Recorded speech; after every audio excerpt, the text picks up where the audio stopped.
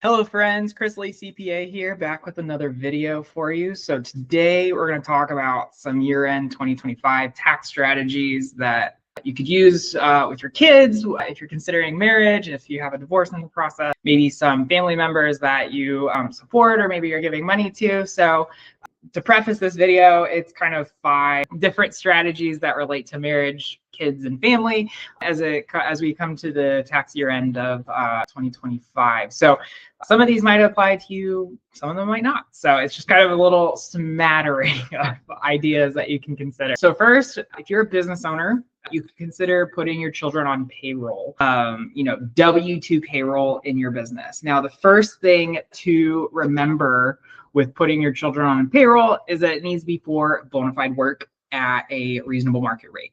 So if those two things can't exist for your child, then I recommend you avoid this strategy, because otherwise that's what we start getting into territory of fraud. So we don't do things purely for, without an actual economic relationship with what's actually happening with the cash. So first of all, with this strategy, we really want to put them on a W-2 payroll to save on taxes, not pay them as a contractor. So this can happen in 2 ways. One, if you are an unincorporated business, single member LLC that hasn't filed any tax elections, or if you have like a spousal partnership, that's where you see the most benefits of putting your child on payroll if your child is under 18. So if your child is under the age of 18, what happens is your child will not be subject to federal payroll taxes in that scenario of an unincorporated entity that is either a spousal partnership or sole proprietorship that can be, with or without a single member LLC.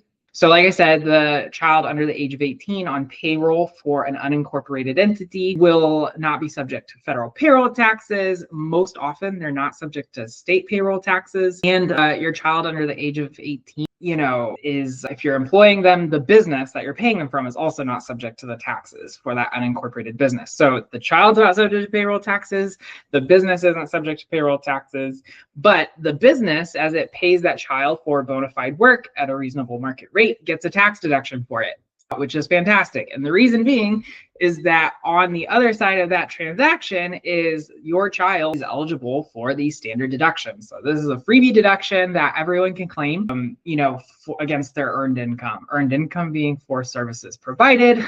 And so thanks to the One Big Beautiful Bill Act, we have, for single taxpayers, presumably your under 18 child is single, they are eligible up to $15,750 total wages that could be offset by the standard deduction, which conveniently equals $15,750.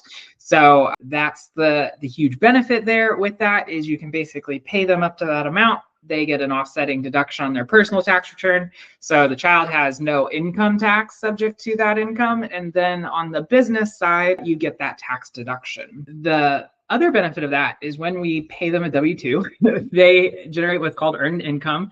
And that earned income can be used to contribute to IRA accounts. That can be done as a tax deductible contribution to a traditional IRA, which if your child is already eligible for the they're already eligible for the standard deduction, which offsets up to $15,750. So if you're paying your child wages less than that amount, then the traditional IRA doesn't really give any added benefit. Now, if your child is working in the business in such a way that they are earning more than that, then that excess could reasonably contributed to an IRA, up to the annual $7,000 limit that applies in 2025 to help reduce any income tax that might be imposed in that 10% bracket. So the alternative to that also would be contributing to a Roth IRA, which the huge benefit of a Roth IRA is the earnings on that account, the investment earnings, grow tax-free. And if that income was never even subject to tax because of the benefit of that standard deduction, that's a huge win. And the big benefit too with Roth IRAs is that the contributions that go into that account, so the principal balance, the raw contributions, can be taken out at any time without penalty. The earnings of the account have to wait until 59.5 to be withdrawn without penalty currently, but the principal contributions in that account balance can be removed at any time. So now, like I said, the huge benefit in paying your child is mostly seen when you are an unincorporated business, spousal partnership, sole proprietorship filing a Schedule C, or a single member LLC filing Schedule C that's attached to your 1040, that's where we see the most benefit. If you operate as a corporation, C corporation or S corporation, the corporation will be subject to payroll taxes on that income that it's paying. It still gets the deduction, but that benefit of avoiding payroll taxes, which generally is around 15%, that avoidance goes away. So you're still going to be subject to it. There's still benefit to paying the child, but however, it's less. So always there's still the benefit, but that it's less, as said. So imagine this: you have a child that's 14 that's working for your sole proprietorship. Okay. They earn $15,000 of a fair market wage for work that is actually performed during the tax year. And then, so you pay your child the $15,000 of fair market wages on a W-2. Because it's a sole proprietorship filing a Schedule C, you get that deduction. And then on your child's personal tax return, they'll include that $15,000 of income that, had no withholding for payroll taxes. And then they put the income on there, they get the standard deduction. And what's the net consequence? Zero tax due for that child. So that's a huge win. The age exempts the child from the federal payroll taxes for unincorporated businesses paying children under the age of 18. And that standard deduction that you get up to $15,750 for 2025 reduces that child's income effectively. That $15,000 income goes to zero. So that's a huge benefit. Then because there's earned income, you can stock away up to $7,000 in the Roth IRA, which lets that child begin saving for retirement. And thanks to some recent legislation a couple of years ago, that Roth IRA is going to be hugely beneficial in going forward, with the earnings being tax-free and whatnot. So it's a really big win. The really key point here is that it needs to be W-2 wages. If you pay them as a 1099 contractor, what's going to happen is they're going to be self-employed on their own tax return, and it's going to generate self-employment taxes, which is kind of an equivalent of the Medicare and FICA and the Social Security taxes that occur on the W-2 that you're hoping to avoid. So if you pay them as a 1099 contractor, it's gonna be a net effect similar to if it had been an incorporated entity, like a corporation paying that tax. Again, if you operate your business as a C corp or S corporation, the corporation does the hiring. Therefore, both the corporation and your child are going to pay the payroll taxes. So it's not a deal breaker, but it does reduce the net family benefit. So it's just something to consider as year end comes up. Depending on the type of work and the amount of work the child does, you could get some benefit in the last 6 weeks or so of the year. So next is if you're considering a divorce, so you and your partner are separating, and if it's not entirely unamicable or it's not necessarily a hostile situation, you could consider deferring that divorce to be papered until after December 31st. So the way the marriage rule works is that if you're married as of December 31st, you're treated as being married the entire year. And generally speaking, married filing jointly is going to be the most tax advantaged filing status that you can get to minimize your taxes. So with that said, if you're married as of 12/31, December 31st, you are going to be treated as married the whole year, and you can file married filing jointly. So the only way to know the true impact of, married filing jointly or getting divorced and filing as an unmarried taxpayer, sometimes referred to single filing status, is to run a scenario with kind of real dollars, your estimated real dollars and cents, to see what is total taxes as of if we file married filing jointly versus two tax returns. So that can be an inconvenience, but it could also be worthwhile to defer the divorce until the next year and move forward going as a divorced couple in 2026. So if you are married as of December 31st, you can file married filing separately, but that's generally the worst tax filing status that can occur. So just be mindful of that. And then the last thing is, as you're getting divorced, just remember that is for divorces that are executed after 2018, the alimony that is paid from one former spouse to another is not deductible, and it's also not recognized as income by the recipient, the spouse receiving the alimony payment. So just keep that in mind.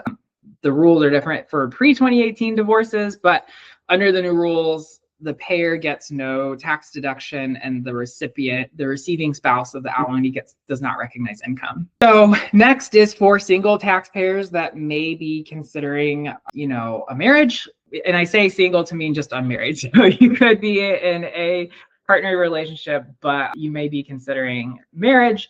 If you own a home together, so two unmarried people owning a home together might have the opportunity to deduct possibly more mortgage interest. So assuming both taxpayers itemize their deductions, they have kind of a double limit set on the threshold amounts that come into play when you're talking about deducting mortgage interest. So when it comes to mortgage interest, the outstanding balance of your mortgage plays into how much mortgage interest can be deducted. So for homes with a mortgage balance that originated after 2017 and they cap out at 750,000 where there's no limitation on the interest. So after your mortgage balance is 750,000 or higher, then the mortgage interest becomes limited. Now, that's if you're married filing jointly, but that applies single. So when you own a home, two people that are unmarried that own a home together, they both have a $750,000 limit. So the deductible interest limit applies to the mortgage ceiling of the $750,000 separately, which means the principal mortgage balance can actually be $1.5 million. If the mortgage originated before 2017, that $750,000 is actually $1 million a piece. So the outstanding mortgage balance can be up to $2 million, right, without having mortgage interest limitations. But this is all, something to think about is if you're unmarried and own a home with someone and you have such high mortgage balances, you probably are paying tons in interest. And so it's just worth considering what's the consequence on our mortgage deductions. And this again assumes you itemize. Now, if you've got $1 million of outstanding mortgage, you're probably going to be itemizing anyway, because it's going to exceed your standard deduction. So kind of reverting back to that idea of maybe get divorced after December 31st. If you're going to get married in the near future, you can consider getting that marriage papered up as of December 31st. Because even if you're married, 11/59, December 31st, you will be treated as married for the entire tax year. And as reviewed earlier, married filing jointly have kind of the largest brackets, right? And so the benefit of that is that you will have kind of the lowest effective tax rate usually. There are some things that can occur where you might end up in a worse spot, filing as married, filing jointly, but that's like the fringe scenario. Most often people are going to be better off married filing jointly. So you can run the numbers to see what's going to happen if you were to file separately and then file jointly, if this is going to make a decision. I do always recommend to clients, though, don't let the tax tail wag the dog. I say that to mean that we shouldn't make things purely because of tax decisions. We should do things like marriage and kids and all those sorts of things based on, our own personal values. And if there are no values that mean more to you than the tax consequences, then we can defer to the tax consequences. But that's another thing to think about. So number one was consider, our number one strategy here is if you're a business owner, consider putting your kid on W-2 payroll.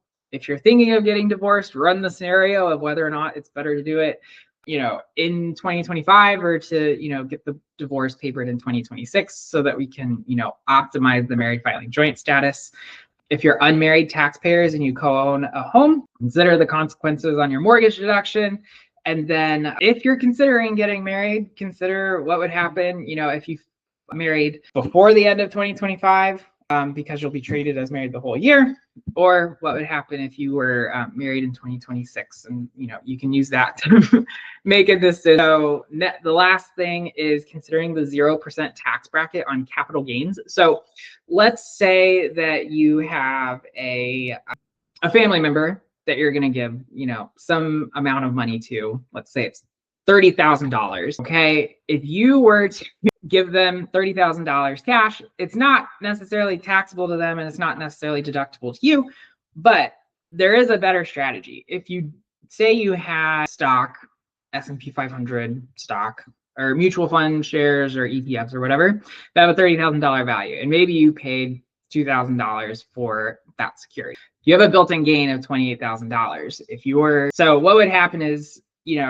at some point, you're likely to pay some amount of tax on that gain. And if you've got a portfolio of securities, your capital gains might be higher. You're going to be maybe in a 15% bracket, a 20% bracket, and you might even also be subject to net investment income tax, state income tax. So you could get upwards to a 28% tax rate. Well, rather than giving $30,000 cash to your family member, maybe consider giving them $30,000 of stock. And if you're already gifting them, it's because they don't have resources and they are in a 0% capital gains tax bracket. If you gift them the stock, what are you doing? You're shifting that capital gain potential where you have a 28% tax to your family member that has a 0% tax bracket. So what do we get there? You transfer the shares, they can sell the shares and, take the proceeds. It's the same to them. They still get the $30,000 cash at the end, but they've paid no tax on the gain, and nor have you, and you've limited your exposure to future capital gains. So that's the huge benefit there that you can consider, is rather than gifting to family members that are in need the cash, gift them stock. You could do this with Fidelity account, a Vanguard account. Like, there are ways to do it. May take some education depending on, if you're gifting it to a grandmother or something. They might not be able to do it completely by themselves, so you might have to help, but just some things to think about. So as a review, our 5, year-end 2025 tax strategies for marriage, kids, and family. Consider putting your kids on payroll for bona fide work at a fair market rate. Within that, consider, IRA contributions, Roth IRA contributions for the kiddos if they don't need the dollars. Second, if you're going to get divorced, run the scenario of whether it's better to do it in 2026 versus 2025 to see, the married filing joint status versus, 2 unmarried individuals. Sometimes when you're doing these rules, you need to consider if one spouse is going to be claiming the kids, they might be a head of household, which it can be a favorable filing status. So just make sure that when you're running a scenario, you're running it correctly. Number 3, consider mortgage interest deductions that might apply to 2 unmarried individuals that co-own a home. Think about the limitations that apply, because those limitations apply individually. And, rather than being limited at an outstanding mortgage balance of $750,000, it could be actually based on the outstanding mortgage balance of $1.5 million. Just because you both get $750,000 of mortgage principal, interest on mortgage principal that is, non-limited. 4, get married before December 31st, rather, to maximize the opportunity for the married filing jointly. If you are married as of the end of the tax year, you're treated as married for the entire tax year. So that's fun of it. And then if you're going to be, considering providing some amount of support to family members, think about, rather than gifting them cash, go ahead and transfer some of that gain exposure you have to someone that has a lower tax bracket or a no tax bracket, right? For some appreciated securities that you might have. So that's a big thing. So that 0% capital gains tax bracket applies to a single person with less than like $49,000 of taxable income, and to a married couple with, $97,000 of taxable income. It kind of just depends, but roughly those figures. And so those are the big benefits. If you were to ever want, a consult on what makes sense for you in your specific facts and circumstances, you can book a call using the link in the video notes. So with that, we'll be back with another video for you soon. Looking forward to it then. Take care. Cheers.